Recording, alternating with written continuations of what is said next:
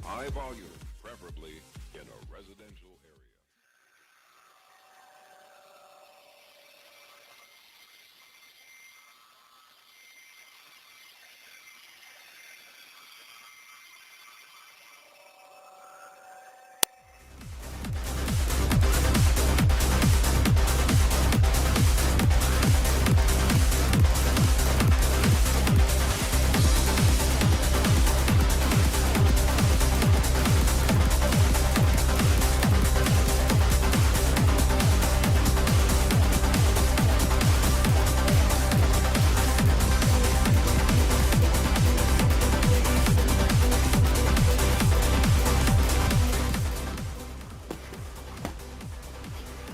Yeah, boom to the A, all you sports fans out there, the T-Mosphere, to you, the individual, as part of this collective.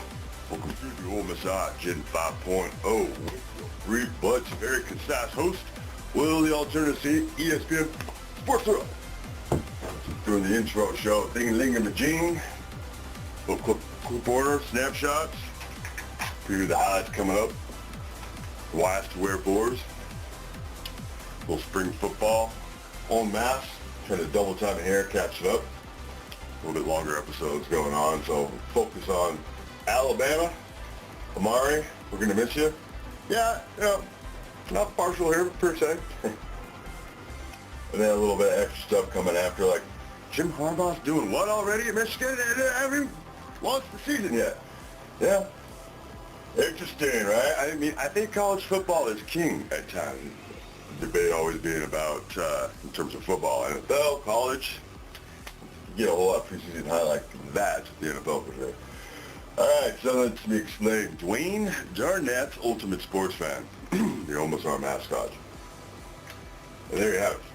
A few of the Pi Kappa Alpha themed OMSR house cheerleaders, calling them. Not so much house sweethearts, the fraternity news as it's been lately. I sort of pulled back from that. I will just say, for our part, Pike House at the U of U, University of Utah, and any fraternity for that matter. Like the stuff that was going down, seems like, man, every week this is happening. Ergo, go ahead and roll that. But it was to kick up the happier news out of Baltimore. Now they're moving back. People jumped in I from the can't police at certain blame points, and other people ran and kind of grabbed cool them to see in for it, barrels and threw talk them out about of the way. And then the were police shaking hands with in the a good police context. as they were trying to take care of the How the man crowd who was having a is helping seizure. out. There's a method to the madness. Wait for it. And yeah. I'm looking at the news, this little excerpt coming off to the side. And I was like, what? I had to do a double take because I was like, damn near broke my titanium Oakleys. Never seen Baltimore look so stunning. Wow.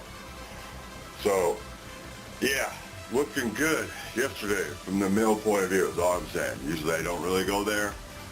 It's always PG rated in the sense of keep it respectful toward women. Well, so I'd like to present, I'm adopting her as the OMSR flag girl, all on her own. I was like, whoa, way impressed. I mean, that's flat me silly from way over yonder, Chesapeake Bay way, down here in SoCal. Yeah. All right. So why go there? Well, I'm suggesting to you I have more than my fair share of African Americans. So, there are a few white guys, those white dudes can relate, maybe even more so, and only a few short years, to what is being expressed here in Baltimore. Now, all my African American sons are going, what'd that fool just say? Maybe over on the other side, the key feature of Gen 5.0, and that is the Will in a Box. Down here in the corner, low profile, low drag, high speed. Chime in a little bit, some of the highlights, so we get to the segue for the quickie sport rant of the segment, which you maybe can't tell, a little bit of Bama, thank you, booster action going on here. Only Rocky Mountain native Bama booster in SoCal, I think, in the country. But prepare yourself, fan base. How to appear to not have this sense of entitlement. if things tend to go south. More on that when we get to that point. As far as that other crazy-ass assertion that I was putting out there, or maybe both of them are to my African-American subs and or repeat yours, I submit to you the problem is policing in general. This notion that these things that get buried in the DMV manual and sort of avoid scrutiny. Like you could just go ask anybody for their driver's license in a car that's been pulled over looking for stuff, right? That is not probable cause. Hear me out here for a second. It's a policing issue. Everybody is guilty until proven innocent. That's this other notion we've all come to sort of accept as the raison d'etre and protect you from abuses. It's really only in court. Police have sort of gotten to the point where, yeah, they look at everybody like they're guilty. Anybody who's ever looked the police in the eye, 3/4 of the time, you feel like you're being engaged, right? Sized up. Okay, that's partially their job, fine, but that a culture that keeps perpetuating that can kind of tend to get itself in trouble. So going to high school in a small, rural county in Utah, Mormonism, the most Mormon county in the state, back in the late 80s when New Wave ruled the airwaves, but heavy metal and arena rock ruled the tour scene, and that kind of lifestyle just does not mesh with the goody two-shoe tenets of Mormonism. So you got goody two-shoe, eggshell pasty boy white on white abuses being pulled over constantly every day. Correction, being followed every day, pulled over once or twice a month for years. So I understand the angst, totally. So concerned about underage smoking going on with the sex, drugs, and rock and roll lifestyle that was, attributed with heavy metal. Oh yeah, I could go on and on, but we're gonna be quiet here. Roll the clips now. Set this up. I just found it kind of interesting that, with regard to maybe a lot of white dudes did not experience this. Maybe because back east it's ethnism or ethnic tendencies driving the bus. Yeah, kind of glad about that. I don't know about some of you, battle bushes down south. Now with the whole Andrew Zhao versus, that did not happen. Now it's take two for Coker. On Saturday, he went 14 of 28, Zhao was a better quarterback. 183 yards. Things would have gone better. Just stuck with him. Lone interception, which we're showing here. Alabama, again, not more than 90,000 fans here in attendance for this one. Just a shade over 65,000. Who knew fans didn't care about college football? Very kind of open, being more open than usual. Expected to shoulder the load this season at running back. There you see the stats from Coker. Nick Saban with Shannon Spank on the quarterback. You were able to see all of your quarterbacks here today. Based on today's performance, which one of those guys started to separate themselves? It's really not fair to make that judgment because some guys play with the better players. You scratch your head a little. Don't sound right. They didn't get a chance to operate as well. They didn't have as good a skill guys because we don't have a lot of depth there. So it's not really fair to assess. To which I was sort of like going, that cannot be Nick Saban. Where's the real Nick Saban? Very open about a situation you think would never really happen. The cyclical nature of their success in the past would have translated into at least recruiting, you'd think. No. Greg McElroy. Greg, what did you learn about the battle to replace Blake Sims at quarterback? I know that it's far from over. That's probably the biggest takeaway that I had. And frankly, there were a lot of good moments, but there were also some real teachable moments as well. And I know that Jay Coker is probably going to be the odds-on favorite heading into fall camp. But frankly, where he really struggled was when the bombs were going off and bullets were flying all around him. When defenses are disguising the hype is definitely worn off. It came with the transfer from FSU, right? The only way to restore it at that point will not be hype, it will be reality. It's hard to get in there and predict. Those non-contact jerseys will be shed in the fall. We'll see how that shakes out. Greg, the team's top 3 receivers from a season ago, including Amari Cooper, are gone. How would you assess the playmaking ability of the guys hoping to step into those roles? Well, I do think that they have some pieces in place. Now, obviously, they're not going to have a refined superstar that Amari Cooper was. However, Ardarius Stewart had a really nice spring. All right, freeze that. There's our segue to Quickies Boring. A guy that still is kind of learning how to play the position. Some key talking points there, right? You got Greg McElroy in the know. You got Nick Saban being, like, brutally honest. Usually kind of a little more diplomatic, more subtle. But you hear it there from Greg, although you could do without the real-life battle euphemisms in a sports context. Even Oxford class, the King's English capable, Mr. McElroy can get sort of like caught up in catchphrases, whatnot, in English lexicon. But learning to play the position, and this is the third wide receiver being talked about. What is going on there, Bama? Well, I don't know, trying to be objective about it, I'd say you have to sort of accept that things are cyclical, and having a couple of kick-ass years strung together does not necessarily equate over to a continuation of that. Because maybe guys want to be a part of that, really aren't five-star players coming out of high school, but you buy into it and, sort of like that, and you get your number of scholarships filled sooner, maybe rather than later. All kinds of variables like that, right? Total chaos about it going on.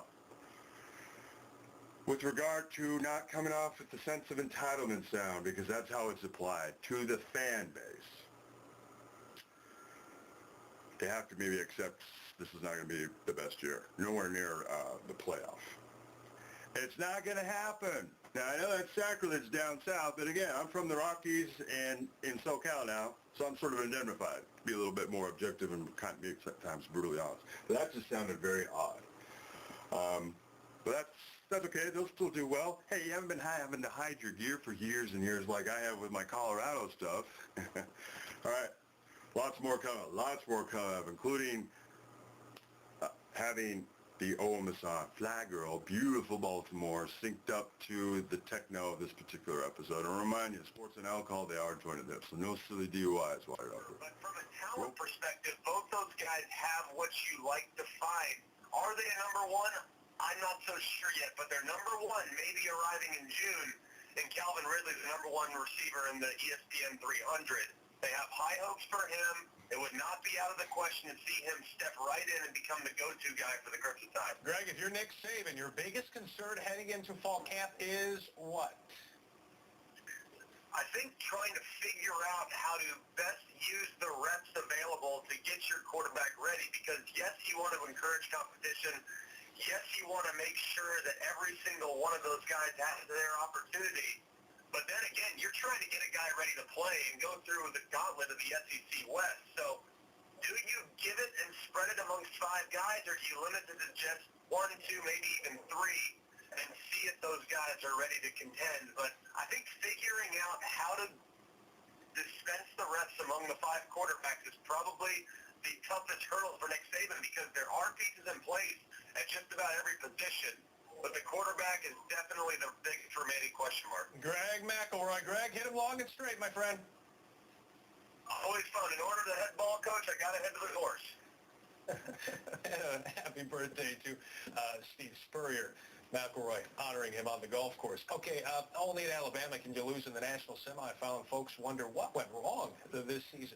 What's going to keep Nick Saban? Here goes Cooper. Amari Cooper. Oh, was that easy? Wide open touchdown, Alabama. What a grab by Cooper in double coverage.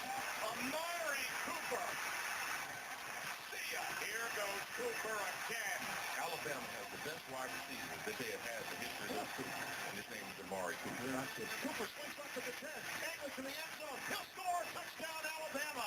Amari Cooper behind the game. He's got it. Touchdown.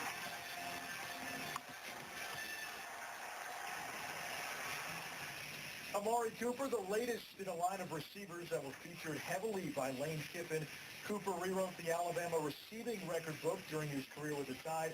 Last year, he set an SEC record for receptions, won the Bolitnikoff Award, and he was a Heisman Trophy finalist. Matt Schick sat down with Amari Cooper.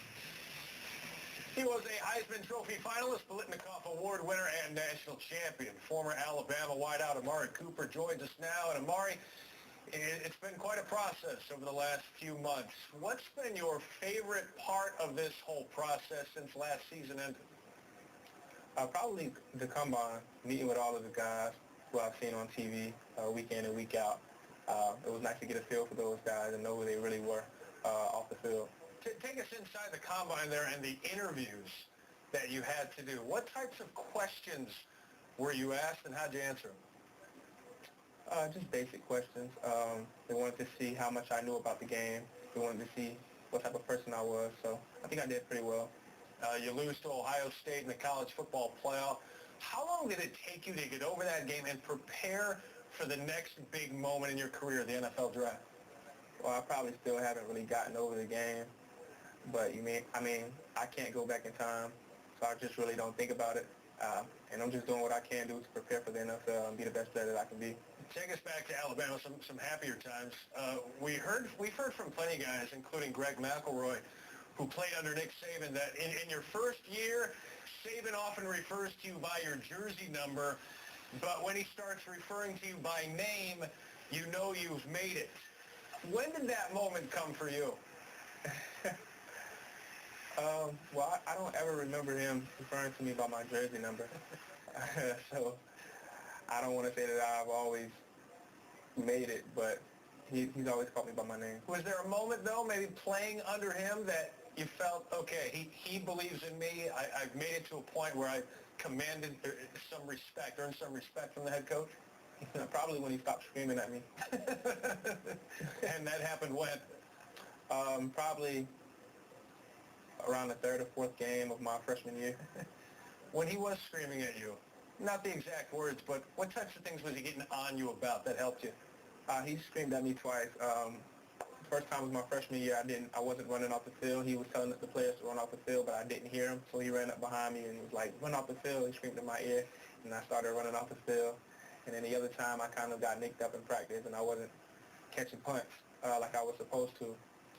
So he just wanted me to come back there, and he kind of screamed at me a little bit. When you get that call and you are drafted, likely in the top 10 of the draft, what's going to be going through your mind? Who are you going to be thinking about? What are you going to be thinking about? I'm not sure. I can't really say. I know it's going to be a surreal moment, but I think probably all of the games that I play will probably be circling in my head just to lead up until the point where I actually get drafted. And the first big purchase you make will be? Something for my mother. Maybe a house, maybe a car. You're going to have fortune, you're going to have fame.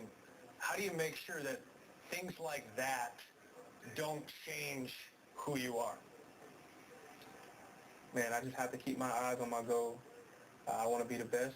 I'm going to keep working hard to be that. I was always taught to be humble, and that's what I'll do. Who's the next Amari Cooper in Tuscaloosa now that you're gone? Well, that will be no next Amari Cooper, but they have some great guys who, if they work really hard, harder than I worked, maybe they can be better than me. Robert Foster, Ardarius Stewart, those guys have some really good skills. So if they cultivate them, they'll be great. Well, plenty of those coaches in the SEC have quarterback questions. They also have questions about Jim Harbaugh's behavior, and this is Coach Jim in full troll mode, sending out this tweet: "Exposure you." As a collegial jester, we invite coaches from every college to be involved in our football camp up in Michigan. Only two, so Kevin and I are going from ESPNU, right? We're going to represent Exposure you, yes. Two coaches, so you guys can head up there. This is about satellite camps in a way for Big Ten schools mostly to recruit in other areas of the country, and it's a move that does not sit well with coaches and programs of the SEC and the ACC. Here's what we're talking about. NCAA bylaws state that football programs must host camps either on their campus, inside their state, or within a 50-mile radius of campus. The loophole allows coaches to guest coach or work another school's camp in order to circumvent the 50-mile radius. Some conferences like the Big 12, Big 10 allow their programs to guest coach. The SEC and ACC do not allow their coaches to do so. So as such, you have James Franklin from Penn State, who's coached down in North Carolina, Georgia. Jim Harbaugh is going to be making what he calls the Summer Swarm Tour. And the SEC coaches and ACC coaches do not like it. They think it's ridiculous. What do you think about it? Well, this goes back to even Texas. The Big 12 will use Texas as that training ground. You see the Big 10 have been out-recruited for for a number of years. So when Urban Meyer was down in Florida, remember how all that texting and communication, social media, that changed? Now the Big Ten is saying, okay, look, if we're going to go get the athletes, we want to see them live. If we can't get them up to our campus, we're going to make sure that we get a chance to see them. The SEC and the ACC don't allow it. So it's a loophole that the Big Ten has found, and the Big 12. There's a lot of consternation about it, but what I say to it is, if they don't like it, they better figure it out, because they've been beating them to the punch. They've been in the recruiting room.